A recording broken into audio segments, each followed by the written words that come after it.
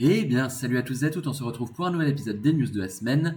Et donc, cette semaine, on commence par la Sunday Preview. Qu'est-ce qui va se passer la semaine prochaine? Avec grosse sortie tôt. D'accord, bon, on les attendait, hein, puisqu'il y avait eu la boîte qui était sortie récemment. Donc là, va y avoir du coup le codex qui va sortir. Donc codex version collector et version classique. Je préviens que le collector, comme d'hab, il va partir en 5 minutes. Hein. Même si Games Workshop est en train de se casser la gueule, lol. Pardon. Et on a bien sûr donc les sorties croûte, mais pas que. Donc on a le croûte shaper, le croûte, les croûte shapers, donc le war shaper, le trail shaper et le flesh shaper. Et on a aussi le croûte lone spear. Je pense que je vais m'en prendre un moi, parce qu'il est magnifique. Hein. Juste ça, c'est une raison suffisante en soi. Et puis qu'il est plutôt sympa avec son bâton là. En vrai, il est plutôt chouette à jouer. Et les Crutox Rider également. Ça, je pense que je vais peut-être craquer, ça dépendra du prix de la boîte. On verra. On verra, on verra. Et il y a les Crutox Rampager, bien sûr. Les carnivores. Et les chiens croûte. Donc voilà, tout ce qui était attendu, hein, déjà tout ce qui était sorti dans la boîte collector croûte. Plus deux trois trucs qu'on attendait. Et également, ils ont sorti une nouvelle patrouille taux, donc avec un commandeur en armure Enforcer, c'est la... Ah zut, je l'ai perdu.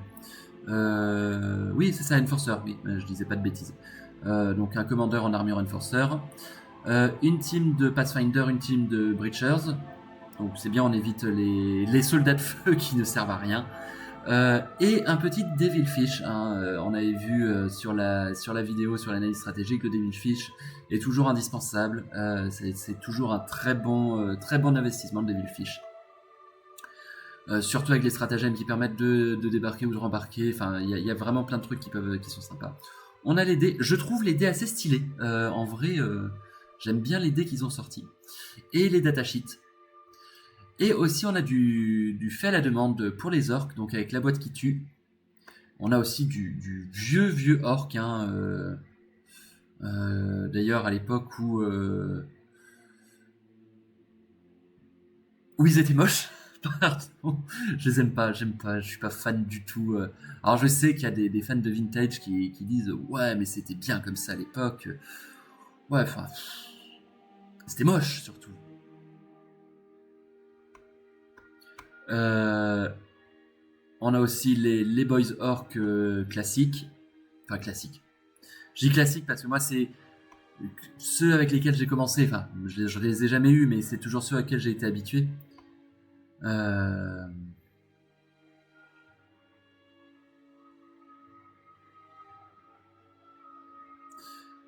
Five Nubs shows the Runtier Boys of its time. Some vintage orc fashion. Ouais. Ouais. Mais ouais, non, c'est vraiment des filles avec lesquelles j'ai été habitué.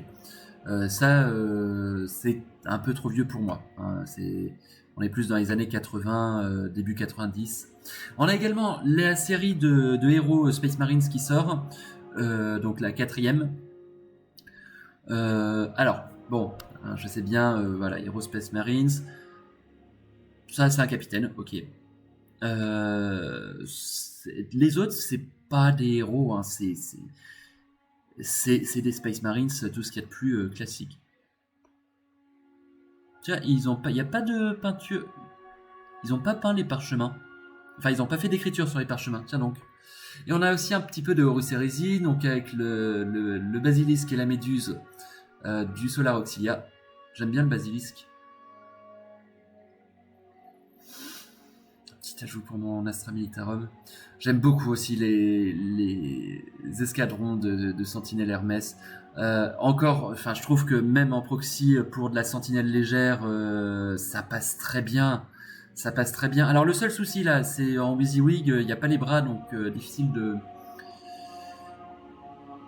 Enfin, il n'y a pas les armes de bras, donc pas convaincu que ça passe en WYSIWYG.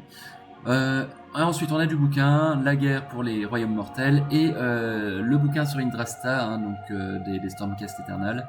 Très très chouette figurine. D'ailleurs, moi, en fait, c'est vrai que je verrais bien pour les custodes féminins des têtes un peu de ce genre. Et le volume 2 de La mort et la fin. La fin et la mort. The Horus Heresy, donc il y en a 3, Pharos, l'œil de Terra et le chemin céleste pour la 12e partie de la collection de The Horus Heresy. Et ensuite on part sur du Warhammer+, ce qui ne m'intéresse pas. Ensuite on a un petit guide de peinture sur Élise Duchard, hein, donc la duchesse sur licorne. Je vous laisserai regarder ça, mais il était plutôt pas mal fait.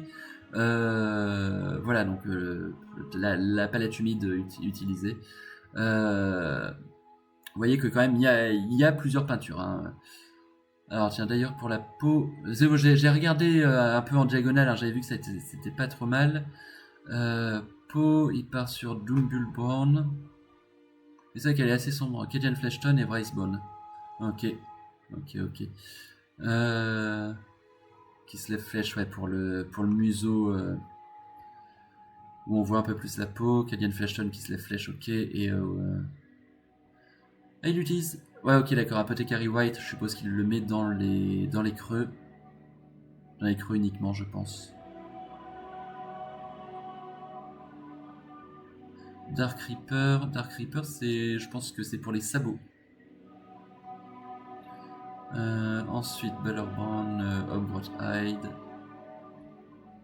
Alors ça, intéressant, parce que les cheveux, moi je ne sais pas faire des cheveux blonds. Je ne sais pas bien faire des cheveux blancs. Vêtements crème. Ouais, vêtements crème, c'est assez classique. Cream Cloth, White Cloth, ok. Bref, vous avez tout ça qui est très très bien. Qui est très très bien fait, très très bien expliqué. Qui est plutôt bien expliqué. Donc si vous voulez aller jeter un coup d'œil, c'est plutôt sympa. Et enfin, je voulais aller regarder cet article avec vous sur petite histoire complète des Skaven depuis leur apparition. Le cloak, ça y est depuis le début. Hein. Il y a certaines figues de la gamme hein, qui jusqu'à aujourd'hui n'avaient quasiment pas évolué. Hein. Par exemple, les Globadiers, ils avaient quasiment pas évolué. On était encore sur la même direction artistique. Ah, c'était coloré à l'époque. Hein. En vrai, je les trouve presque mignons, les rats géants. Quand tu sais, les Céloprixés. Ce que j'aime bien, c'est que sur les dessins, quand ils veulent refaire les poses de la figue en elle-même, mais que ça fonctionne pas du tout.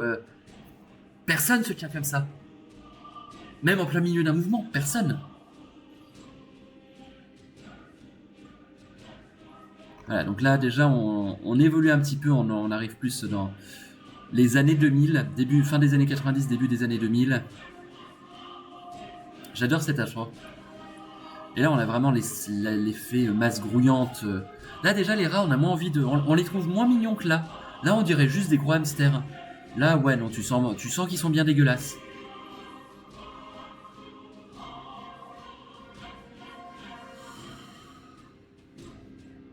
Avec les différents clans, le clan Mulder, le clan Ishin, le clan... J'oublie toujours le nom de ce clan là. Le clan Scryer bien sûr. Les évolutions des figues, hein.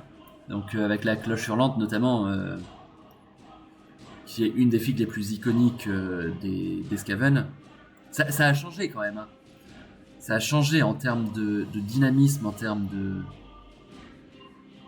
de palette de couleurs utilisées. C'est vrai qu'on a tendance à l'oublier, mais c'est... Dans les années 80-90, on était vraiment sur des palettes très flashy. On était encore dans le medieval fantasy, très flashy, très Donjons et Dragons-esque, même si Donjons et Dragons, lui aussi, a subi cette évolution beaucoup plus grimdark. Là, on est sur une transition avec quelque chose de plus dynamique dans la pose, et là on est sur l'époque actuelle, même si cette figue commence à dater un petit peu. Là ça fait quoi? Ça fait 10 ans qu'ils l'ont sorti à peu près, je dirais. peut-être un peu moins. Mais voilà, avec quelque chose de beaucoup plus dynamique, beaucoup plus organique, beaucoup plus réaliste aussi dans le choix des couleurs. Là, ça n'a rien de réaliste. On est purement dans les fantasy. En fait, la figurine hurle « Je ne suis pas réel ». Ici, dans le choix de la palette utilisée, la figurine veut s'inscrire dans une réalité possible. Pareil, la roue infernale. Alors, j'aimais bien par contre l'idée de siège au-dessus de la roue, même si ça fait aucun sens et que je trouve que l'aspect roue de hamster, du coup, elle est beaucoup mieux retranscrite comme ça. Je trouve que c'est assez marrant quand même.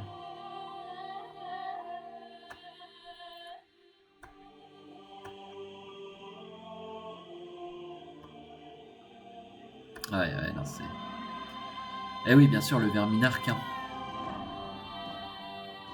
Ah, il est beau. Parce que c'est pareil, le verminarque, faut voir l'ancien... Ah, il ne monte pas. Attendez, je vais essayer de vous le trouver. Verminarque OOP.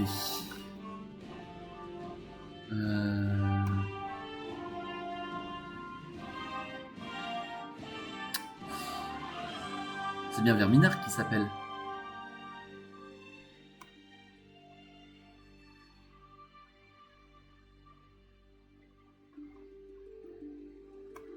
Attendez, j'ai un doute. Tac. Skaven Nagash. Scratch Vermin King. Defeat Nagash. Skaven. J'ai un doute. Invocation.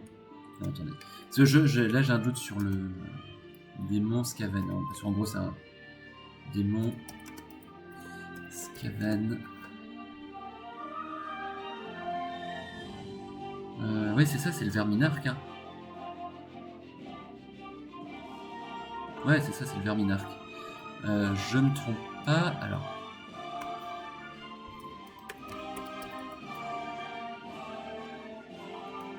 Peut-être que OOP, c'est pas la peine de chercher OOP.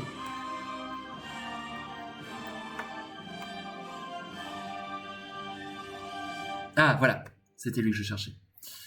Voilà, à l'époque, le verminarque, c'était ça. Hein. Moi, quand j'ai commencé Warhammer, le verminarque, la figurine officielle du verminarque, c'était ça.